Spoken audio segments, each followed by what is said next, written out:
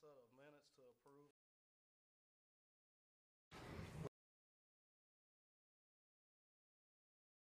Any changes or corrections or deletions to those minutes, is there a motion that we approve? Approve. So, I have second. a motion by Mr. Woods, a second by Ms. Spinks. If you would cast your votes.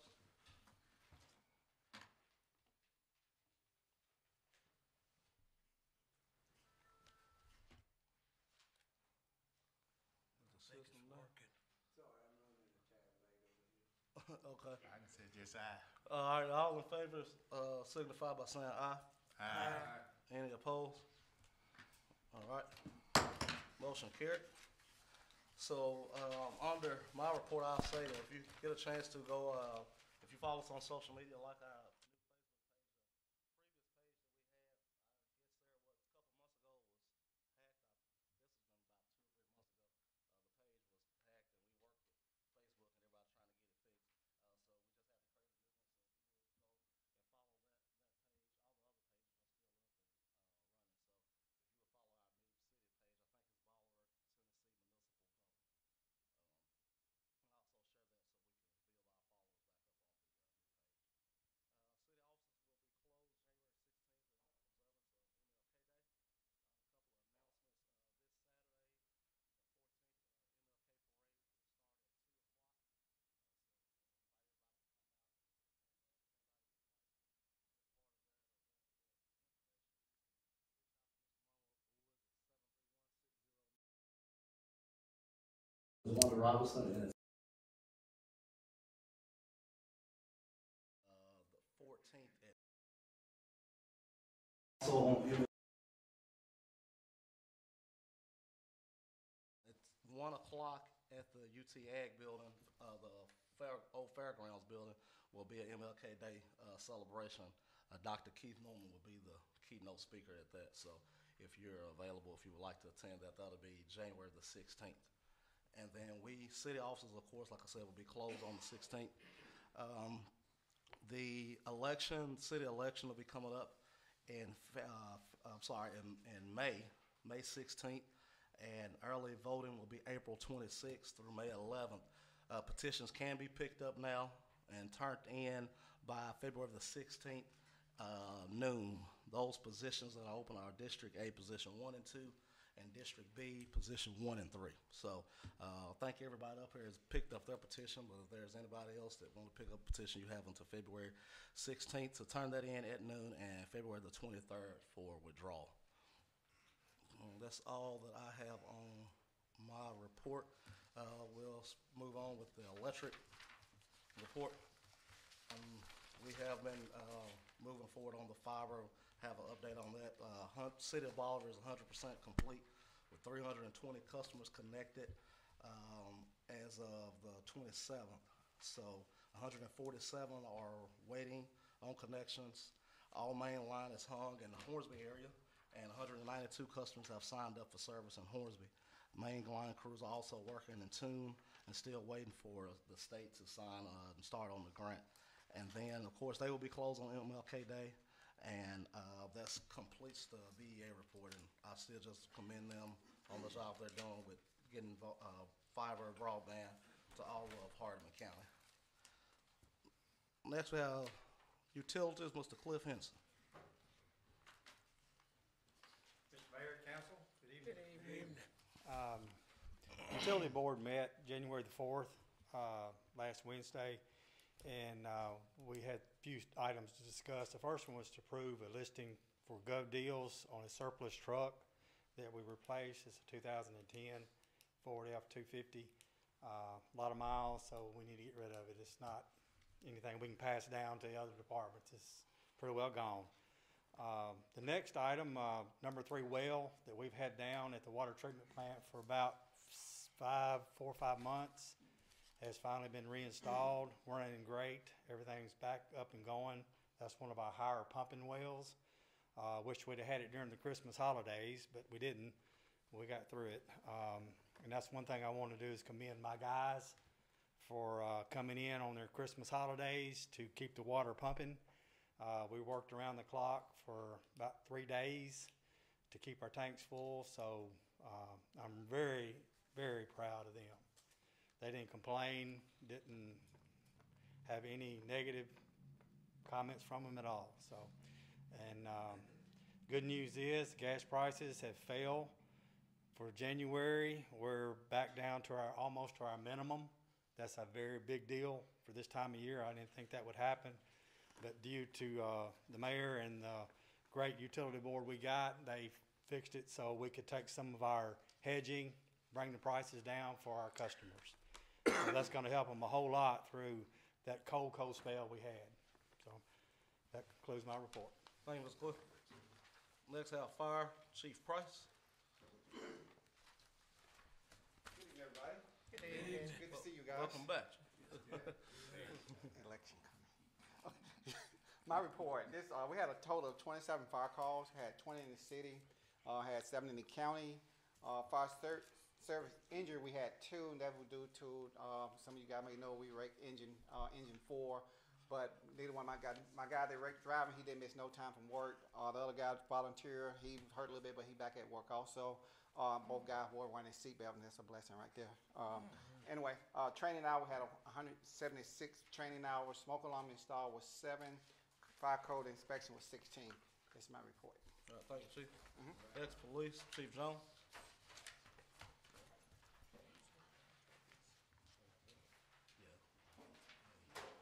Good evening. Good evening.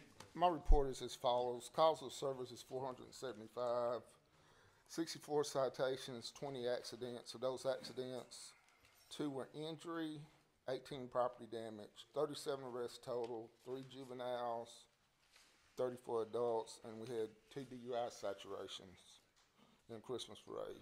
That's my report. Thank you, Chief. Next, Parks and Rec, Mr. Ford.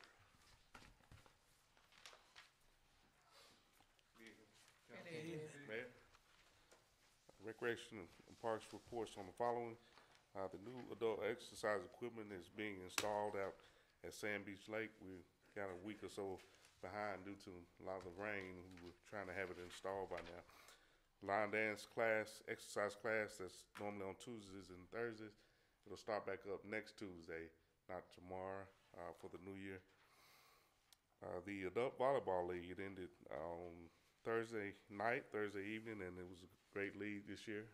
The teams are looking forward to playing again next year. Our 6 through 10 basketball league, which there's 2 divisions, the 6, 7, 8-year-olds, and 9 and 10. They'll start on this Saturday. So if you don't want some good excitement, come on out Saturday. You'll see a lot of good basketball. And lastly, the registration for the 11 through 14-year-old youth basketball league will begin at the end of this month. And that's my report. Thank you. Thank you, Mr. Ford. I'm sorry, I skipped over Chief Price, fire bid. I looked at it and kept going. So we got bids on their grant. If y'all remember, we did the AFG grant for them, and this is the other part of that. So this is for hoses and goggles. This one first is hoses, right? So the first bid is from Dan Enterprises Team LLC. Hoses. Yes. Yes, hoses.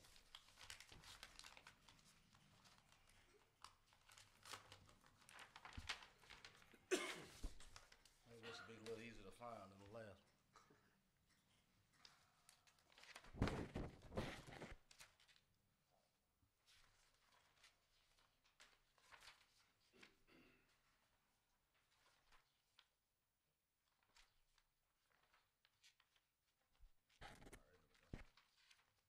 So their bid is for $22,697.80.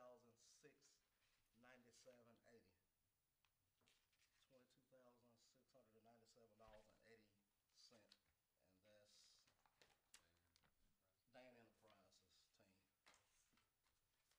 Next one is from MES Municipal Emergency Services.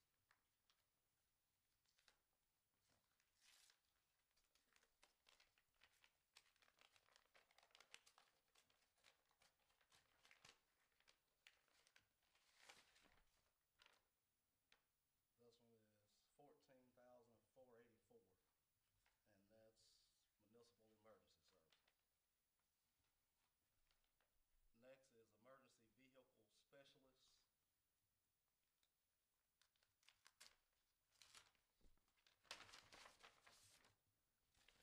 $14,228.80.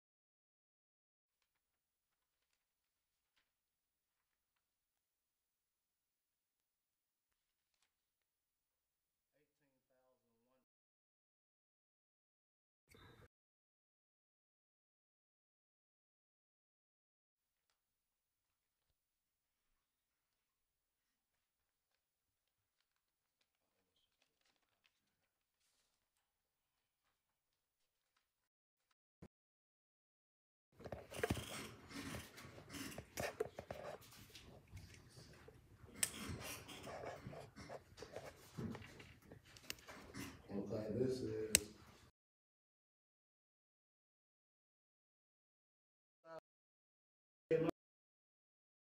okay. They put two in here, so I guess we put them together. It's 7,800. Is that which, Is that with all of them? Yeah, well, I think the other ones combined, they don't, that's what it's saying.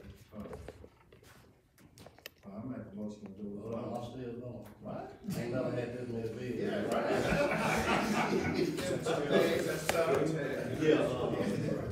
the first time I ever had this. Yeah. What's that, the one you just did was from Tennessee National Technology, Technology International. and that's 7 with it, right? Yeah. 7,000? Yeah, it's 7 with 18. Yeah. Okay. Okay, this is from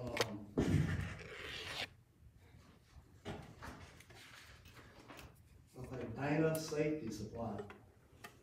That's 17,245.76.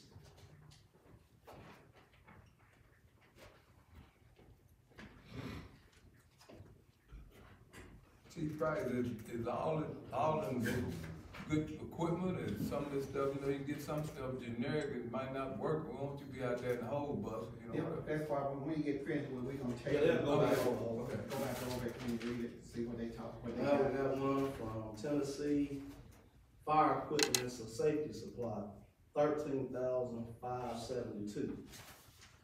13,572. Okay, that was the last one there. So everybody get all of the low bid on it was 13,572 from Tennessee Fire Equipment and Safety Supply. And this is on hoses. Let's see. Are those both different hoses cheap? Yes, different size, 3 different sizes. Okay. And he has it's 3 different ones listed in here. 1 3/4, 2.5, and 3 inch. So, that's what goes with it. I'll make a motion for Tennessee Fire if it meets the specs for chief. All right, we got a motion for Tennessee Fire, is there a second? A second. Motion by Mr. Wells, second by Ms. Spinks. If you will cast your vote.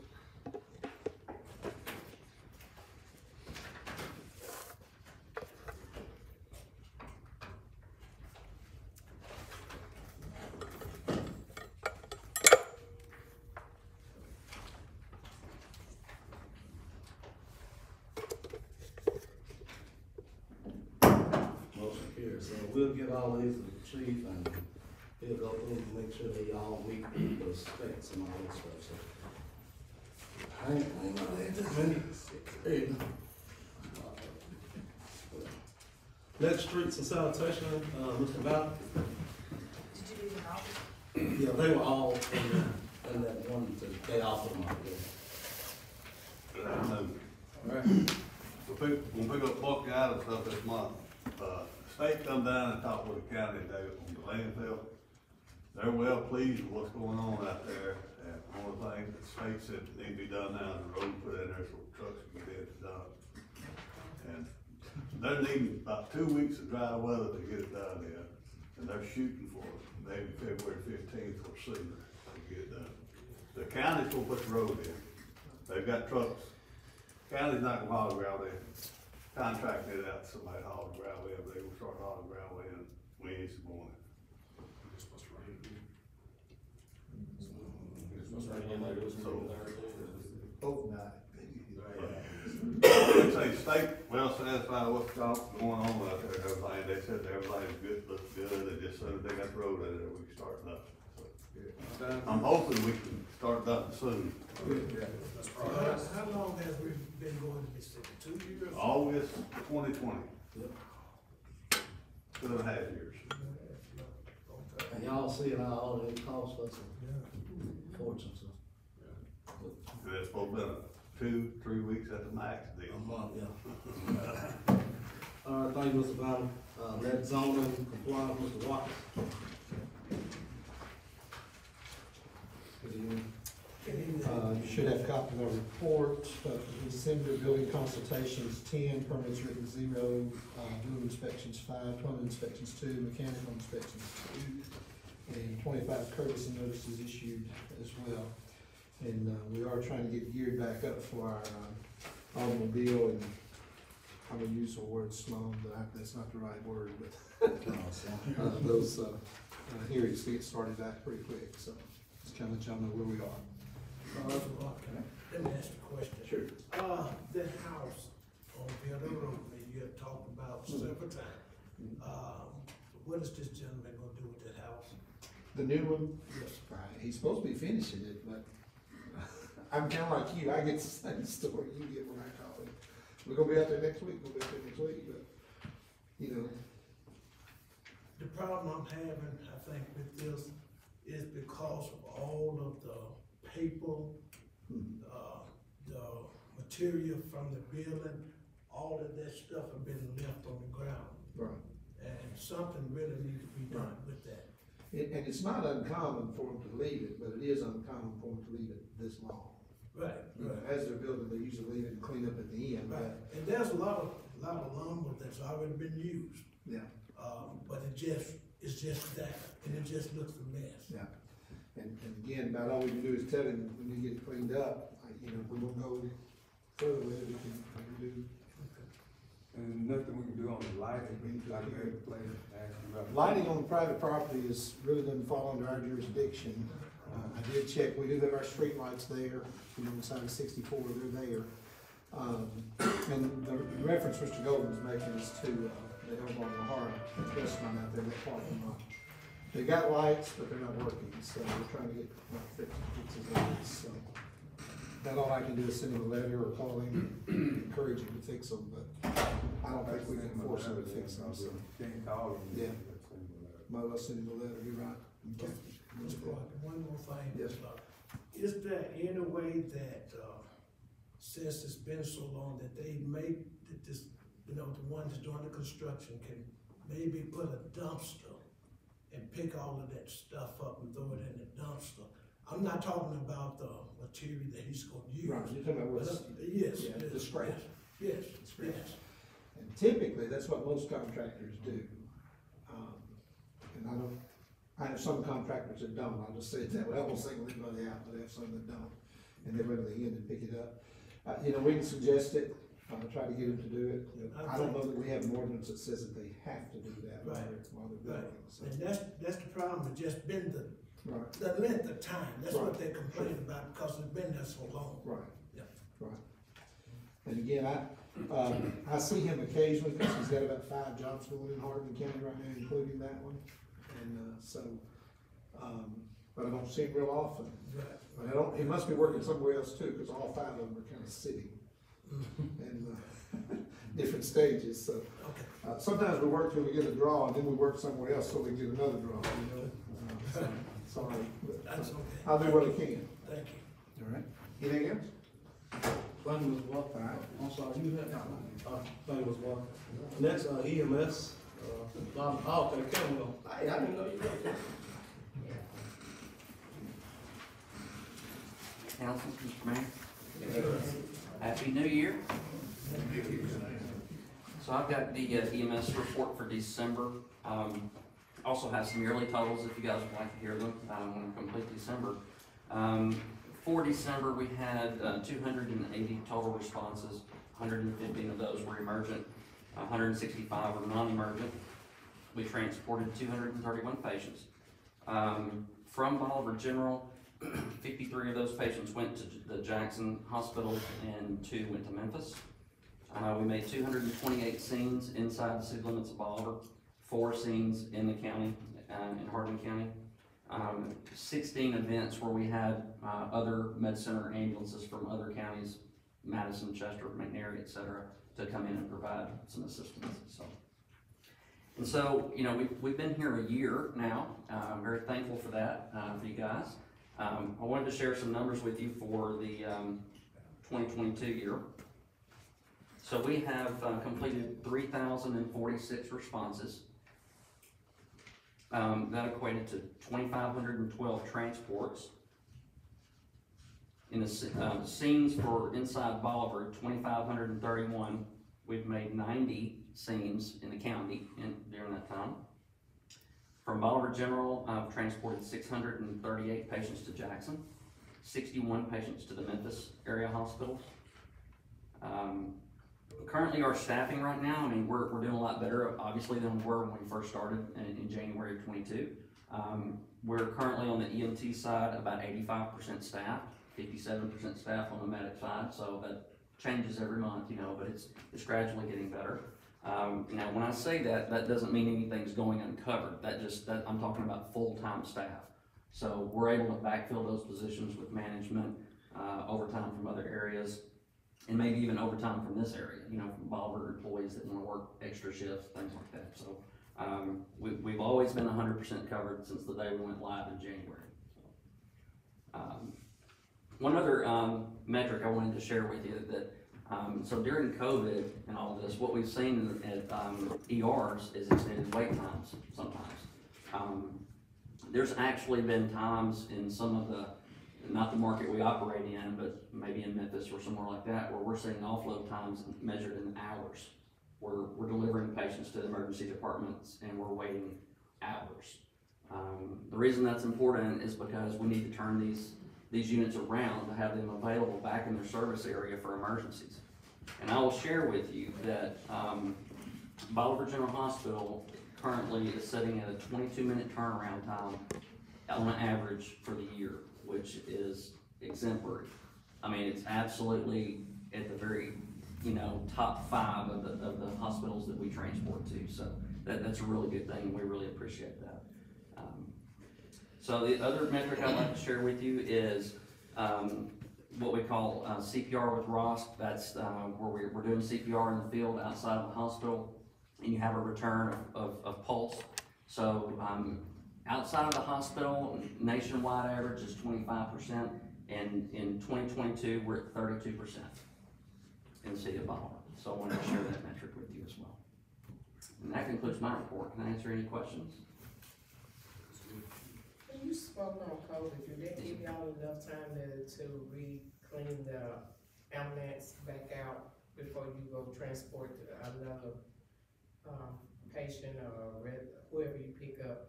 Do y'all do a thorough? Yes, ma'am. Actually, we went a step further than just the regular wiping down of, you know, sanitary wipes and sprays and things of that nature. We actually have a, forgive me, I don't remember the name. It's a misting type of machine that we basically stick it in the back of the ambulance, and everything it touches, it's sanitized. So it takes 5 or so minutes to run in the back of the ambulance, and then there's another 5 or 10 minutes to air out. But typically, you know, that process is completed by the time we're finished our paperwork and we're ready for the next call. So, you know, in lieu of that, we wouldn't hold a call for that. We would wipe down if we had to, but we do have those assets and very fortunate to have those. So. Thank you. Yes, ma'am. Well, we met Kevin and we all met together with the senior staff from Met Center and our dispatch and Chief Jones and Chief Price, and we had a good talk. I never imagined we would have this many calls in the city in a year, and I never imagined we would be going to the county almost 100 times in a year. But I'm so grateful that you guys came here and got a good relationship going, and we're working through the kinks, and I'm pleased to have y'all part of our team. So Absolutely. Love being here. Thank you, guys. I'll give a copy, I didn't care about to send out a copy of the report that he gave me this morning, that's. Certainly, absolutely. Get that, with all these numbers and stuff in. Thank you. Thank you, Mr. Kevin, and you have the tourism and community development report there. Mr. Hill was at another meeting tonight. We'll move on to old business, have a discussion of FPRF grant, for Hatcher River Nature Center and Sand Beach Lake. What this is, I know, well, I guess Todd and Larry was the only two on the council at the time. If y'all remember, we do, the state was doing LPRF grants, local parks and recreation grant. This one came open, it's coming open now, but the last time it was open, this was up in Brett Stevens, actually applied for that grant and received it for the, Hatcher River Nature Center, which was what we know as a boat dock. And that project sort of, when we came in, we went through all of it, over budget and all that, and we decided to turn that back in. Well, that grant has come open again, and this year is like the last one, it's a 50% match, and there's no limit on that total. So whatever you put up, the state will match that.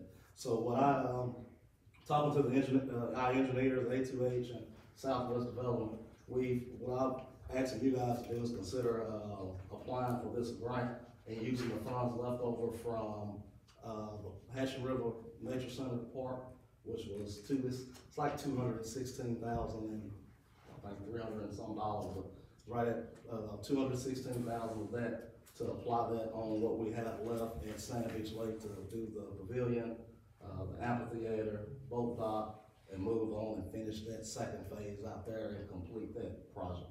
And we will take those funds, combine that with some of the funds that we have left from our last COVID round, ARP monies. I think it was the last round we got like 700 and some thousand. Not all of it was probably like 500,000. I think Delco, we'll talk to them about considering putting something up too to match those funds as well. But that's basically what I'm presenting you guys is combine those projects. Instead of building a pavilion at where we was talking about doing at the boat dock, we would just do a fishing pier, where the dock is now, and then combine that project and start doing kayaking, canoeing, pedal boats and stuff like this. So if you guys been to Chickasaw and been in the pedal boats and campgrounds, it'll be pretty much the same concept, and just combine it into one project. They're all on our Parks and Recs master plan. So having that, if y'all don't know, I guess, again, Mr. McKinnon and Todd was here when we did the county master Parks and Rec plan. That's a part of it, so that's what this grant would do. We don't pay anything, we don't get it, but we just basically want to apply for it. Make a motion that we apply for it and pass it and get it moving. I mean, I know the COVID has slowed us down a lot, but, we got to keep moving, we got it halfway done, started, but it's just sitting there now, That's my motion. I second. Motion by Mr. Cole, second by Mr. Levels. You asking a question, Mr. Brown? No, second. Oh, okay. Was there any questions, anything in discussion? All right, motion on the second, if you would, cast your votes.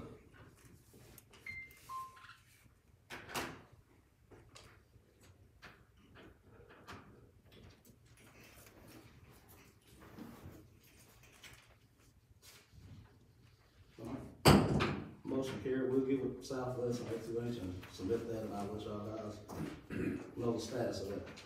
Next, we have approval for the new policy for retiree insurance. What this is, right now, the way our insurance is set up, we have mandatory retirement for police and fire. It's age 62. We make it, they have to retire, and the city covers their insurance to age 65 or until they get another job and offer them insurance, or until they take Medicare. So what I'm asking you guys to do is, instead of doing it for just fire and police, we do it for any employees that receive that has 30 years of service and when they become age 62. We're not talking about a whole lot. It won't be many that be able to have that many years in, but for them to put this many years in, I feel it's fair that we offer this same package to them, so that's basically what this will be. We won't have any this year. If we have any next year, we can put that in the budget. It'll probably be $5,000 so a year to cover that cost. I mean, we won't know the cost of it until we do the insurance. We won't know the cost until we do the, bids on our insurance, know our health insurance cost. But we will be able to budget that into our budget. And this will be for the employee only. It won't be family coverage, just employee only. And that's, like I said, it's just like what we got for the police department, except changing it where it will be for all the employees with 30 years and age 62.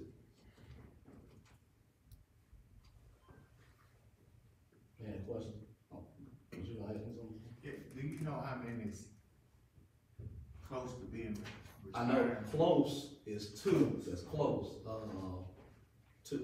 Cliff Henson, Eddie Valver, and then I think we got maybe one or two in the police department, but they already fall on this. And then the only other one is Winston Harris at the street department. But I don't know, he's not 62 yet, but he's the I just turned closest 57. one. I was gonna say, he's the closest one too, so you're not, I mean, so we'll have time to budget all of this stuff. But those are the 4 total, 5 that, Can I be added to the list? you said you had. Any other question? Is there a motion that we adopt this new insurance coverage? I make a motion that we adopt this, retiree insurance coverage. I have a motion by Ms. Spinks, is there a second? Second. Second by Mr. Woods, if you will cast your vote.